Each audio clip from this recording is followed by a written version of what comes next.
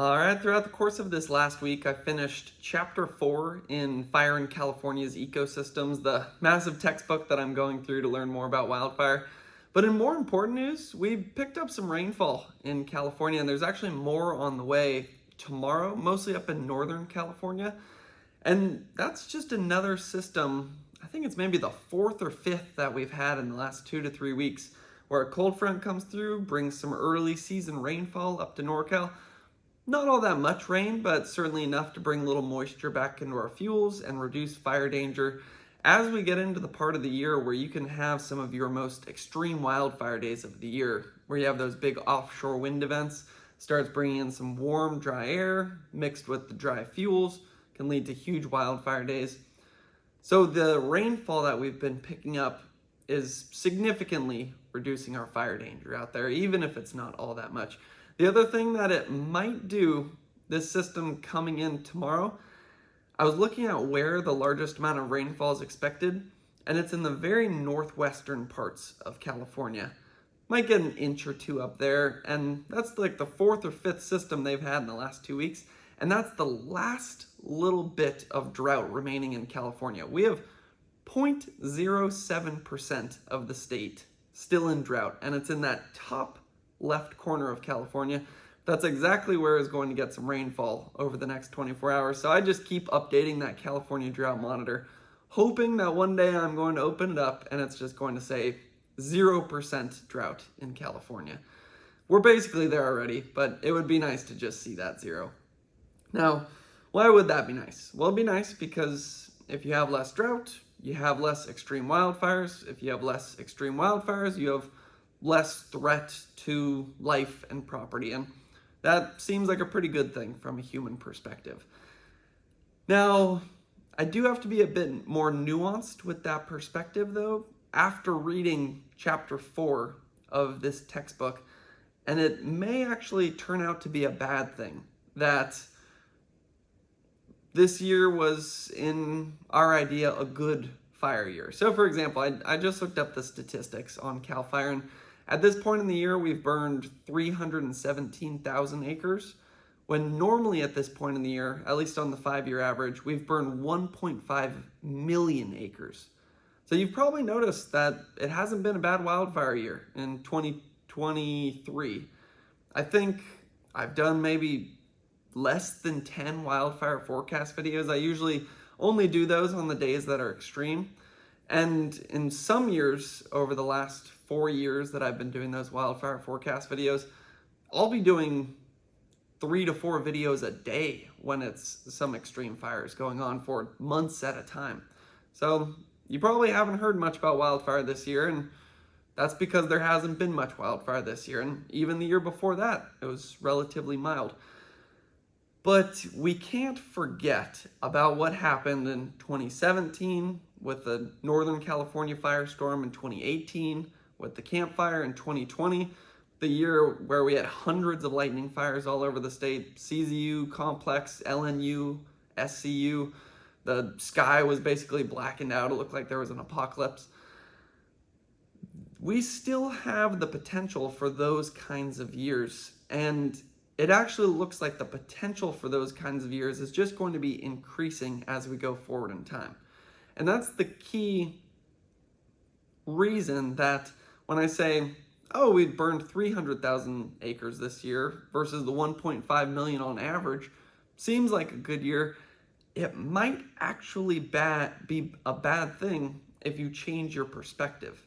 If you change your perspective to thinking that we actually want to be burning as many acres per year as we possibly can right now, obviously in a safe way that doesn't threaten life or property, but we want to be burning as many acres per year as we possibly can in California right now, because for every acre we don't burn this year, more fuels accumulate, and then as we get into a warmer and drier climate in the future, we're just guaranteeing ourselves worse wildfire in the future. So putting that another way, if you have a certain amount of acres that need to burn because wildfire is just a natural part of the California ecosystem, would you rather have those acres burn now and maybe we do it in a controlled manner, doing it under maybe favorable conditions where it's not going to be extreme, it's not going to be overly dangerous, not going to be a huge threat to life and property. Would you rather have a lot more acres burned right now, or would you rather kick the can down the road and almost just have a ticking time bomb waiting, where every single year we just add another tank of gasoline, just waiting for that match to be lit, and then eventually having massive fires that end up being huge, where we end up having huge losses to life and property? So obviously, I think I have my opinion on the answer to that question. But if you haven't formulated your opinion yet, it might be because I have a built-in assumption there. And that assumption would be that wildfire is going to get worse in the future. If it's not going to get worse in the future, then, well, there's no reason to really do a bunch of burning now, because, well, we could just wait until the future and then just have the fires then. No reason to bring stuff forward into the present when the people in the future who have to deal with those fires are most likely going to be more prosperous than we are now. So yeah, leave it, give the problem to them. Or you can have the thinking of, okay, this problem is going to be worse in the future, and that's not exactly a fair debt that we can pass on to future generations. It's not exactly responsible to do what's only best for us right now in the present, and then make things much harder on ourselves and our future generations in the future. It's just, I don't know, that just doesn't seem like strong moral character, in my opinion. But again, going back to the built-in assumption, that wildfire will get worse in the future. So in California, there's plenty of research that has showed that things are going to get warmer and things are going to get drier, or at least there's going to be larger extremes in terms of our precipitation, where we'll have very wet years, but then we'll have very dry years. It's already pretty much like that in California, but I've heard it's just going to get more extreme. Reason that would be bad for wildfire is in the very wet years, you would be growing a lot more fuel, kind of like we did this last winter. Reason we didn't have much wildfire this last winter, we picked up 2 to 3 times as much rain as normal. And then we had rainfall throughout spring, and then we've had some rainfall throughout summer. Tropical Storm Hillary brought some rainfall to Southern California. We had some thunderstorms that actually brought some rainfall up to Northern California, and a few random little systems that came through. So that led to a lot of moisture in our fuels this year, but that also led to a lot more fuels that are eventually going to dry out. So that's that balance that I'm getting back to about if you have a very wet year, you might not have a lot of fire danger right now, but you're growing a lot of fuels. And then in this future climate scenario where you have very dry years, or even if we just stayed the same as California always is, we do swing back from moist to wet. Then in the dry years, all of those fuels that accumulated dry out, and then you have big wildfires. So there's some research out there that says that that pattern is going to get even more extreme in California, but even if I were to only go on my own personal experiences, which is the research that I did at San Jose State under the Fire Weather Research Laboratory, my own research, where I was in control of the methodology, I took a very unbiased approach where I use machine learning, where it's less about me kind of manipulating data to give me a conclusion that I want to maybe get published in some big journal because it's some exciting conclusion. With machine learning, you pretty much just choose your inputs, and I choose my inputs just based on what was going to lead to the best prediction of extreme wildfire days. And I didn't really care what those factors were, I just wanted it to be as accurate as possible. And then for what it was trying to predict, I just had to predict extreme wildfire days. So I just kind of set the system in place for what I wanted, but then I just threw all the data into the machine learning model, and I let the machine learning model figure out what was true. It wasn't me tinkering with stuff. It was just throwing a massive amount of data into a model that has all sorts of mathematical calculations and equations that are much smarter than I am, And the information it spit back out was a pretty concerning picture. So in a quick summary, I could say what my master's thesis was. It predicts extreme wildfire days, but then within that, I could see what factors were the most important in terms of wildfire. You had things like fuel moisture, relative humidity, temperature. And then within those, and 6 other variables, I could see the threshold at which those variables become dangerous. So above a 10% fuel moisture, you're not going to have that many extreme wildfire days, and that's what the machine learning model figured out. But beneath 10% fuel moisture, that's where extreme wildfire days become much more likely. And then above 17% relative humidity, not going to see many extreme wildfire days. Below that, more. Same with 76 degrees Fahrenheit. Above that, more wildfire. Below that, less wildfire. Now, what was alarming is with each of those variables, I took that threshold line and then I asked, how many days per year are we crossing that threshold line? And is there any trend over the last 40 years? So from 1980 to 2020. And it turns out there were massive trends. So for fuel moisture, which ended up being the most important variable when it comes to predicting wildfire or extreme wildfire, and it has a fuel moisture threshold of 10%, where below that it becomes much more dangerous, you could say. From 1980 to 2020, we are now crossing that 50 more days per year. So I'll just say that again. The most important variable when it comes to extreme wildfire and the amount of days where that variable is in the danger zone, where extreme wildfire becomes much more likely, the number of days per year we're in that danger zone is 50 more days per year than 40 years ago. And the trend line was just going straight up, didn't show any signs of coming down. Same thing was true for relative humidity. 40 more days per year that were in that danger zone. I believe temperature was around 10 more days per year, but temperature's main effects are through fuel moisture. So from my own research, it showed that things are getting warmer and drier, and we're moving in a direction where extreme wildfire is going to become more likely. And then my advisor kind of took this model and this research and went off in a different direction to actually figure out, okay, what percentage of the warming due to the increases in CO2 in the atmosphere, and what percent of the wildfire risk that we have is due to the increase in CO2 and due to the increase in warming. And it turns out pretty large amount, about 25% of the risk that we had on wildfires between 2003 to 2020 was due to the warming that we've had because of CO2 emissions. And then based on different emission scenarios in the future, we're going to continue to have more extreme wildfire risk. I'm not going to get too into the weeds on that one either, because I've probably already gone too far into the research at this point anyway.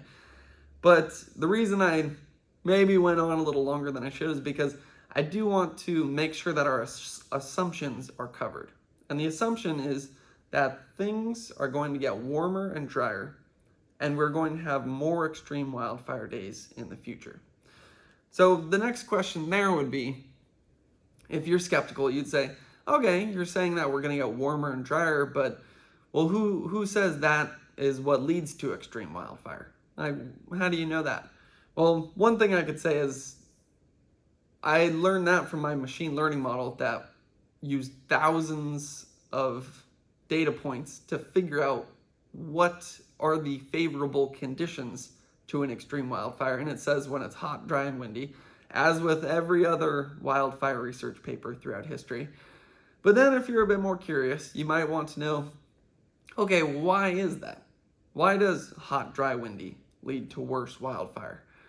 So that's where chapter 4 comes in from Fire in California's Ecosystems. The chapter itself is called Fire as a Physical Process. And it's basically just going into the physics behind wildfire. And it starts off talking about combustion. So this is a pretty important thing to know if you want to understand wildfire. It's what do you need for combustion to occur? You need heat, oxygen, and fuel. And then within, let's say heat first. Heat is usually what's going to lead to your ignition. And about 80 to 90% of ignitions are started by humans. About the remaining 10 to 20% comes mostly from lightning. But interestingly, most lightning strikes don't actually lead to ignitions.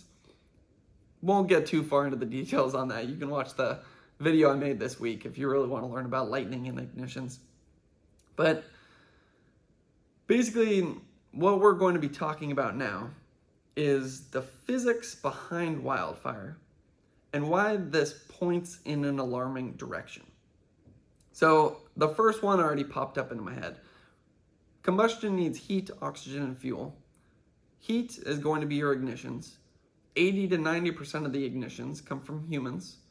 And there's more humans every year moving to California. Actually, that's usually true. I believe we had 1 year recently where more people left the state than came in, but overall, it's a pretty upward trend. And we have more people moving into the wildland-urban interface. So moving into areas where wildfire can happen.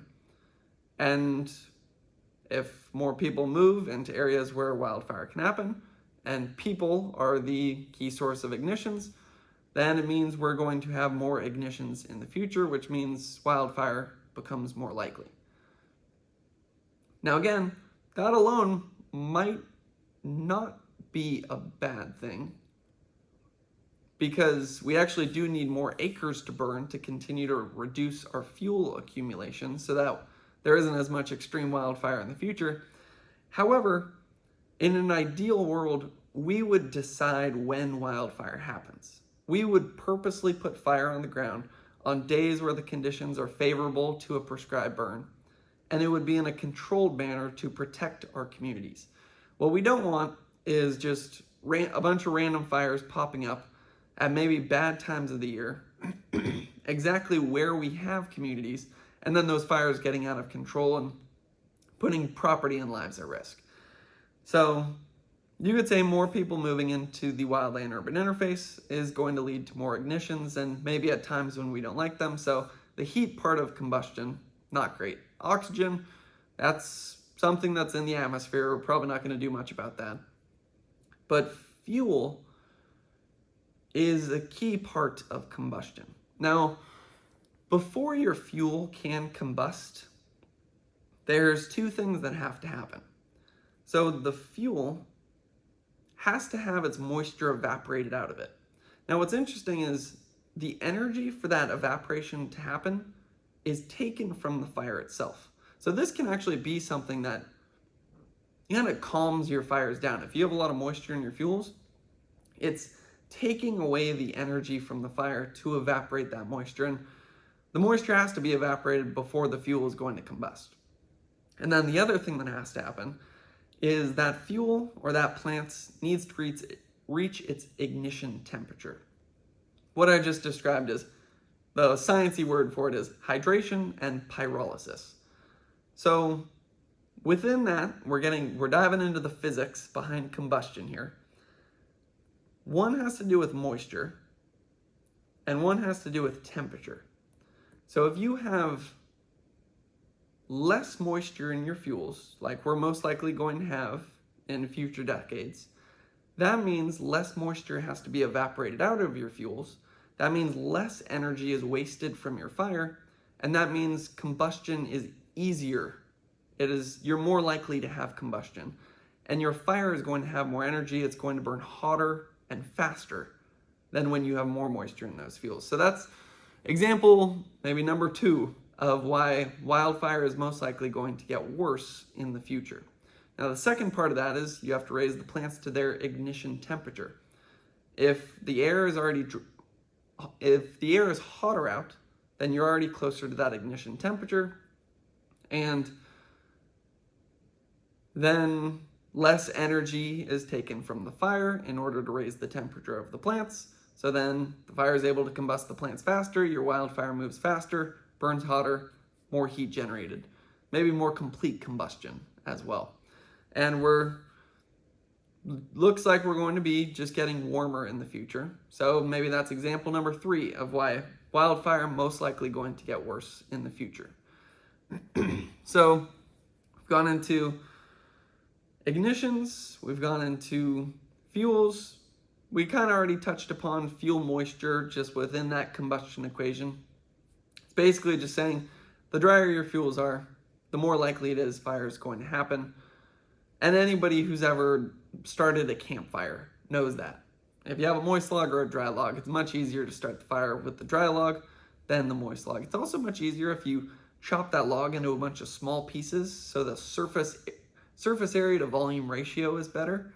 That's why you usually start fires with kindling, but again, that was more of the physics that I learned, but I don't imagine we're going to see huge changes in the surface area to volume ratio, or at least I haven't learned anything about that, so we can put that one aside for now. And the other thing that I learned about is the different types of fire. You have ground fire, surface fire, and crown fire. Ground fire is what happens after the flaming front comes through and you maybe just see some smoldering on the ground. Your surface fire is going to be the flaming front. That's going to be the leading edge of the flaming front to the trailing edge, and that moves through, that's going to be your surface fire. Going through kind of your grasses and maybe some of your brush. And then your crown fire is going to be when the fire is able to actually get up into the canopy.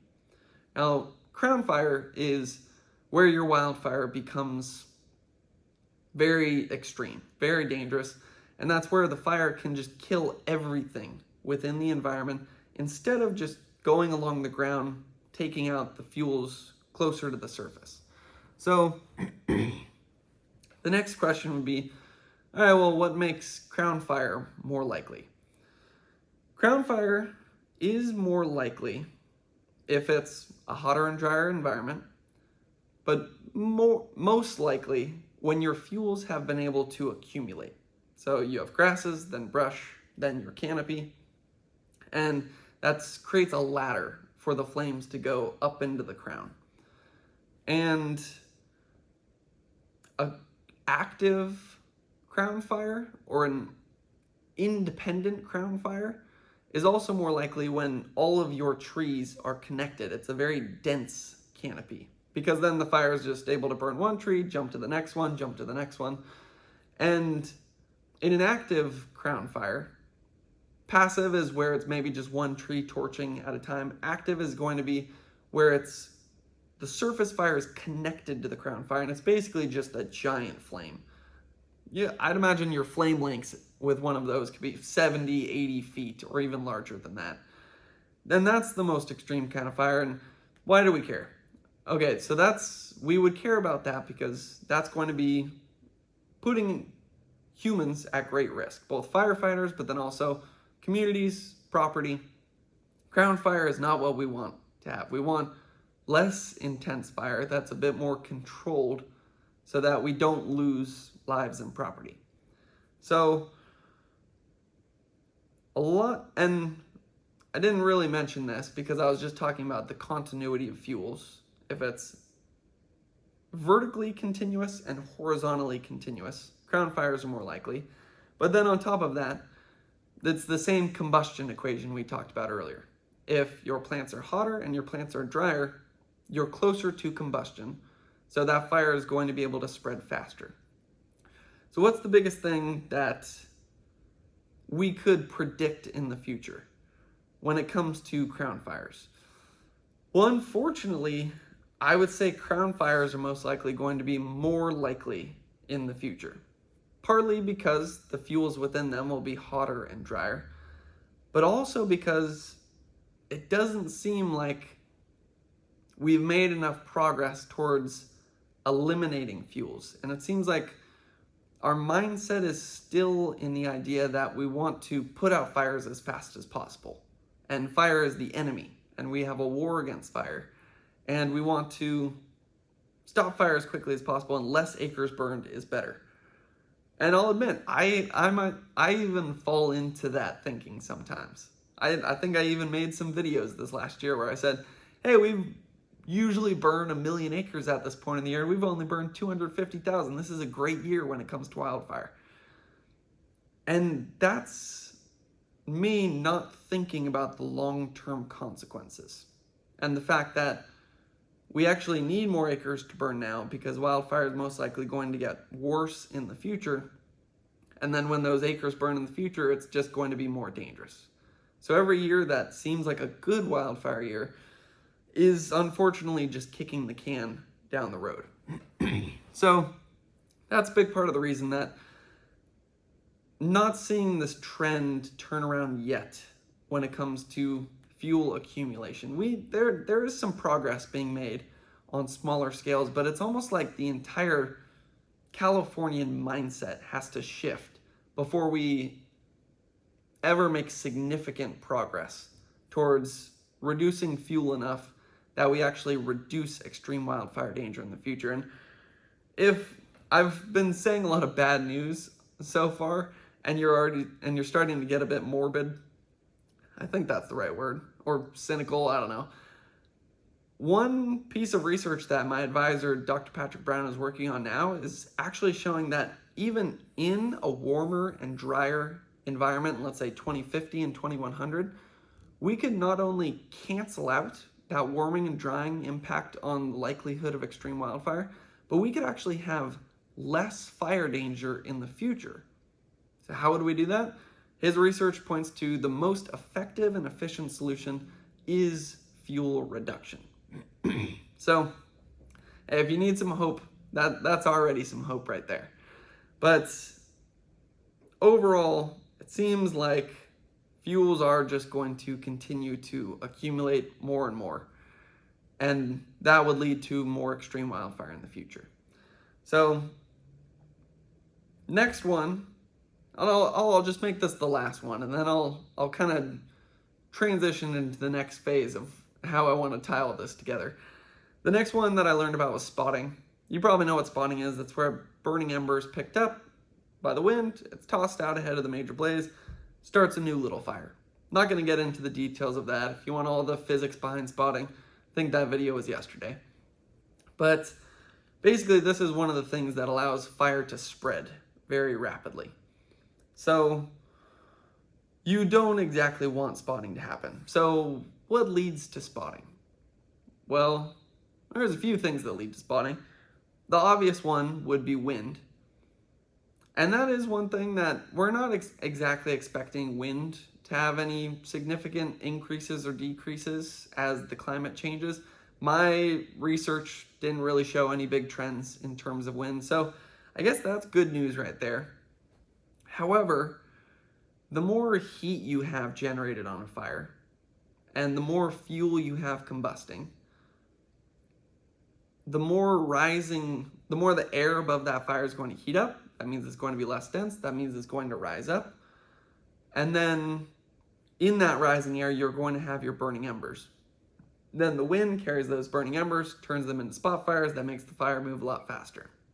So then the question would be, okay, are we going to have more rising motion on fires?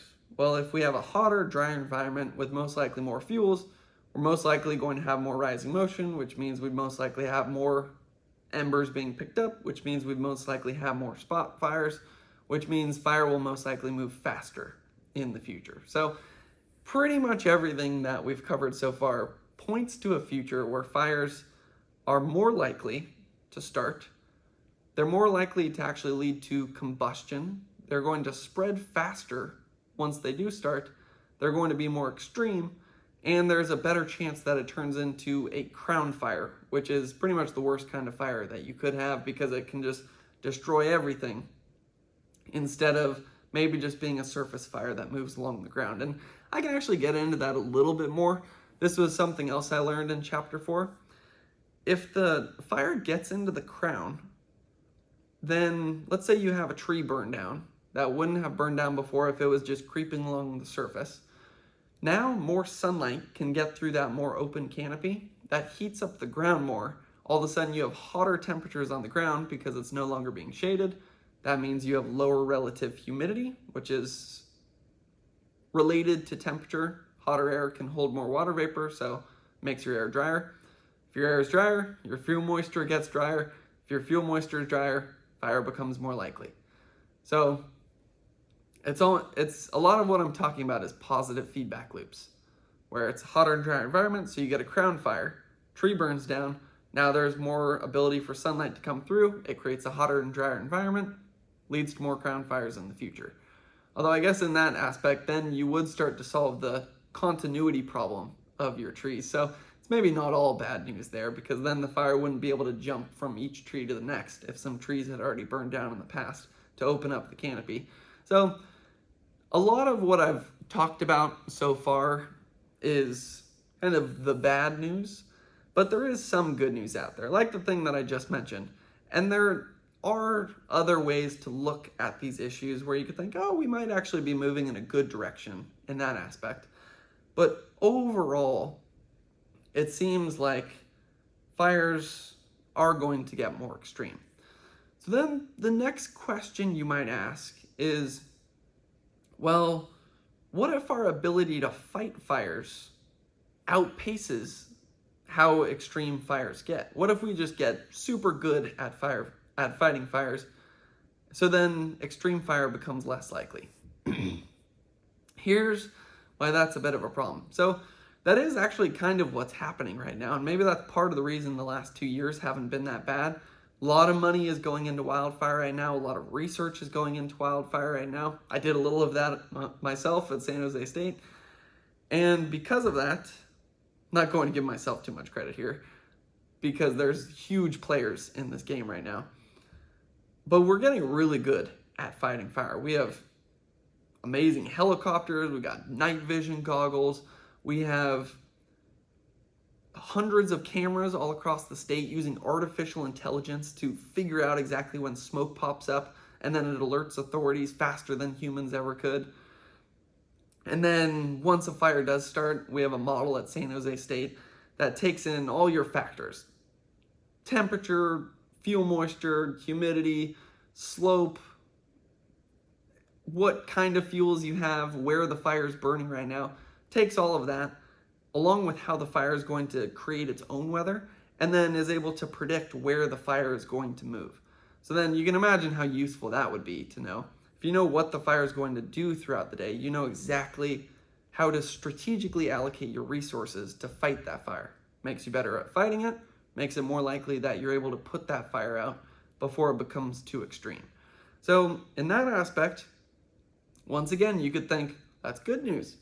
We're going to get really good at spotting fires so we can put them out before they get big. And then as they start to get big, we can use some models to figure out exactly how they're going to burn throughout the day. Then we can just know exactly what to do so we can put it out. And then, oh, problem solved. Again, good news and bad news. That sounds like good news right now, but that could actually be bad news in the future. Because once again, the idea that I'm putting forward, if fire is going to be worse in the future, every acre we burn today pays dividends down the line, because it will be less extreme today than that same acre will be burning in the future. So we want to burn basically as many acres as possible now, so that there are less acres to burn in the future and less fuel to burn in the future in a more extreme environment. So just using that example right there, if we have AI able to detect fires and we put them out, for every one of those small fires that we put out, that's maybe hundreds of acres of fuel that could have been cleared out of the environment. Because it wasn't cleared out, it's going to continue to grow, and then things are just going to get warmer and drier along with the increase in fuel. And then we just set the stage for maybe the next time a fire happens there, it becomes instantly so extreme that we can't put it out with our current technology, and then it just takes off. And that actually is the trend that's been happening with wildfire, is we have less days where those fires are kind of taking off and becoming large. So then on the days where we do have fires that basically overwhelm our suppression efforts, it's on the hottest, driest, windiest days and then all we can basically do is get out of the way. So it's almost just saving all of the fuel for the worst days when we wouldn't want wildfire to happen, and then just having an extreme wildfire happen anyway. So then the question there would be, would you rather have more frequent, smaller, less intense wildfires, or less frequent, extreme, dangerous wildfires that are more threat to life and property? So that kind of reminds me of some of the prescribed burns that happened this last week. There were some prescribed burns up in Santa Cruz County, and they were successful, but it did create some smoke in the air, which led to some unhealthy air quality. And a lot of people were calling in to our station talking about the bad air quality.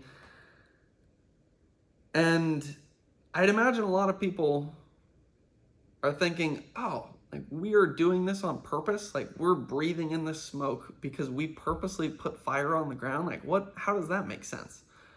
But it's the exact thing that we should be doing, because it's better to have a small fire clear out those fuels in a controlled manner and create a little smoke. It was, unhealthy for a few hours, than to have all the fuels accumulate, have it be a very hot, dry, windy day where the fire just takes off and turns into a massive fire, and then we have a giant amount of smoke where the air is hazardous for weeks on end. So it's all about maybe sacrificing a little bit in the present for what's best in the long run. And that's just a question we have to ask. Are we willing to do that?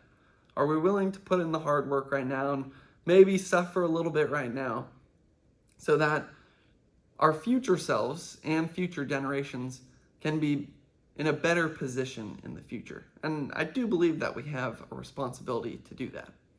So, prescribed fire this last week, I would say pretty successful. But just getting back to that idea where AI can spot your fires, we put it out instantly, your fuels accumulate. You can also think of that, you could think about how we could use this technology intelligently. So, and maybe even use it together. So maybe you have, just gonna paint a picture of the future, because I've said a lot of bad news. And at this point you might be saying, all right, all you've said is things that are terrible. What do we do? First thing I'll say is the answer is going to be different for every community. What's true for the chaparral is going to be different for the forests, which is different for in Northern California, which is different from Southern California. And then within the Central Coast, the Santa Cruz Mountains might be different from Big Sur, which is different from Hollister, which is different from the coast. And it's on each community to figure out maybe what the natural fire environment is in that community. That's usually going to be what the plants have evolved with, what a lot of the animals that have evolved with the plants have evolved with. And that's most likely the wildfire situation that you're going to want to mimic as well as possible. Basically, allowing nature to do its thing. But it's going to be different in every community. So I'm never going to just put out some answer of this is what we need to do with wildfire, because in reality, there is no easy answer. And I know it'd be nice to say, oh, prescribed burning, that's what we need to do, but you're maybe not supposed to do prescribed burning in the chaparral. The fire interval is too long, and that might actually harm your plant and animal ecosystem instead of helping it. And it also might introduce non-native grasses, which end up maybe leading to more frequent fires in the future.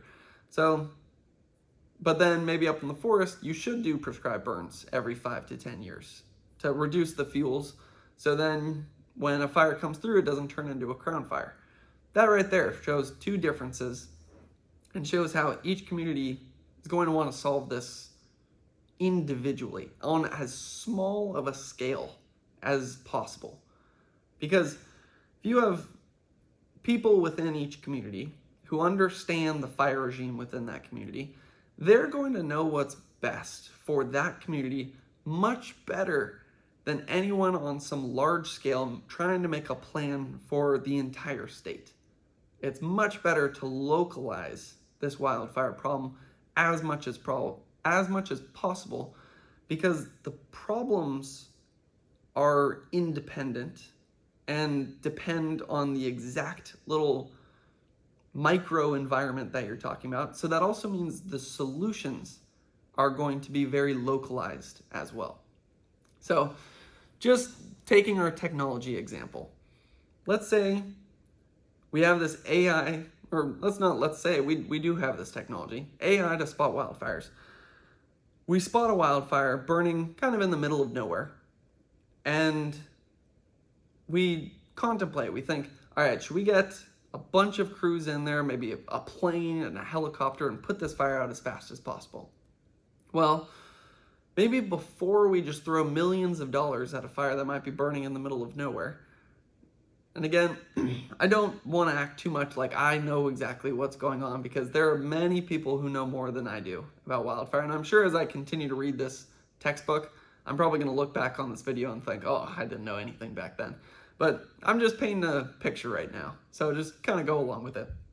So fire pops up, we think, okay, should we throw millions of dollars at it to put this fire out?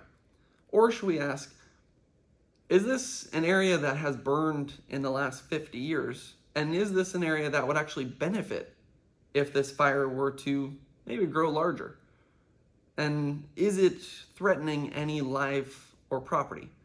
And then we could also combine it with the model we have at San Jose State. We could say, all right, let's start our ignition right here.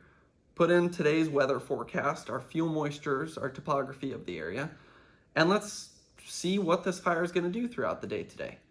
Maybe it shows it taking off to the north, and it's going to go up towards a community and put that community at risk. Then we say, not worth the risk, put the fire out as fast as possible. But maybe it shows it's just going to slowly burn and not really threaten anybody. Then maybe in that situation we think, this is actually going to be beneficial to the environment, and it's going to be beneficial to future humans if we allow this fuel reduction to occur naturally. So maybe we just let it burn. And then you take a different situation where maybe it does show it's going to become extreme, go through a town. Then obviously we throw as much at that as possible to protect life and property, because at the end of the day, that is what's most important. So that's another key idea there, is that there's obvious danger from wildfire as the wildfire is rushing towards your house, but there's an indirect danger if there's not a wildfire clearing out the fuels around your house, or maybe even just people with chainsaws and chippers. So hopefully that made sense what I just said. Wildfire is dangerous. I'm never going to pretend that it's not. But a lack of wildfire might actually be more dangerous. And the reason I say that is because if we use the technology that we have, to a certain extent, we could decide when the wildfires happen, like we did in Santa Cruz this last week. It was mild temperatures, it was almost no wind whatsoever, which can often make your fires get out of control. So we put some fire on the ground, cleared out some fuels, had a little bad air quality, but it was all right. It was a pretty good situation.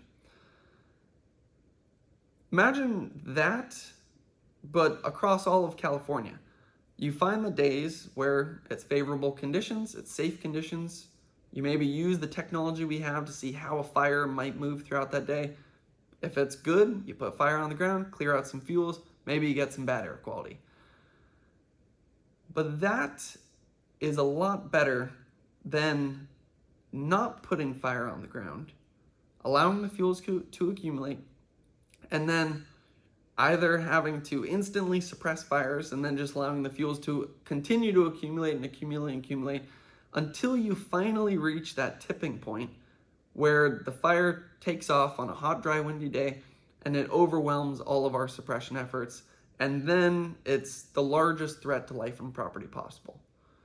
So it's really just deciding the risk that we want.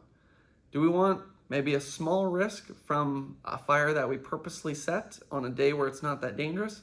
Or do we want the risk to slowly accumulate over time until it overwhelms our resources, and then you have a fire that takes out an entire community?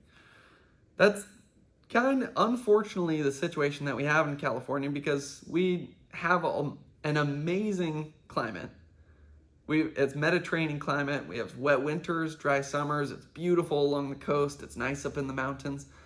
But unfortunately, because of the way our climate is, it's conducive to wildfire. And it's been that way for thousands of years. And in the past, we might have been burning 4 to 10 million acres per year instead of the 300,000 acres that we burn this year. And perhaps we would actually be better off if we did burn 4 million acres this year, except in a controlled, slow, less intense manner. Then maybe down the line we burn 4 million acres, but it's based on 50 years of fuels that have been able to accumulate. So overall, I think the vibe I've been putting out throughout this video has been mostly negative, but I don't want it to be that way because I think there actually is a large amount of hope. And the hope is that this is a problem that is completely within our control. Obviously, there's some aspects that are out of control. And obviously, all we can do is the best that we can do. But we can use the knowledge that we've accumulated throughout time and maybe take lessons from past cultures for how they used fire in California and they lived with fire in California. And we can incorporate that into our knowledge today and incorporate it into our practices and actions today to significantly reduce our wildfire risk in the future. And the biggest way that we do that is by reducing fuel today. Whether we do that through chainsaws and chippers, or we do that through prescribed burning, or we do that by allowing fires to burn, it's going to be different for every single community, but it's most likely something that we need to do because while we've had 2 good wildfire years in the last 2 years, eventually California will dry out again. It's not a matter of if, but it's a matter of when. And over time, we're just going to be getting hotter and drier. So it's better for us to decide, what can I do today? And I'm not telling everyone to start reading wildfire textbooks, or I'm certainly not telling anyone to go start a prescribed fire in your backyard. Don't do that. Leave it to the professionals. And me not being one of them. Leave it to the people who know how to put fire on the ground. But maybe the best that you could do today is maybe just clear a defensible space around your home. So then if a fire does come, your home is protected, and it makes firefighters' job a lot easier when a fire would have been threatening your home in the past. And that's something maybe you could do. Maybe you could hire the neighbor kid to do. That's something that was a way I made money growing up, is driving around in my truck, picking up people's branches and trees that they cut down and throwing it in a chipper. And honestly, it was a really fun job. So if you're a kid watching this, offer that service to your neighbors. It's fun, good way to make some money as well. And it protects your community, and it maybe provides a bit of meaning too, because it's not maybe some boring job, but it's something that can provide you with purpose because you're protecting your community. And that's exactly what you're supposed to do. So it is in our power to change this. And just throwing out another example, maybe you don't have the ability to clear fuels around your home. Maybe you don't have the ability to hire the neighbor kid, or you don't have a neighbor kid, but maybe you could at least talk to your neighbors and create an evacuation plan. It could be that simple. That alone could end up saving countless lives if you were to just figure out some plan with the people on your street, that you have some kind of evacuation plan or process where maybe you have everyone knock on the door of the person's house to the left of them to make sure they're awake, and then you evacuate everyone safely. I don't know. There's lots of different organizations that have ideas about how to do that. I'm just kind of throwing some ideas out there. But the main idea that I'm putting forward is that wildfire is going to get worse in the future. Fuels are going to continue to accumulate if we don't allow them to burn.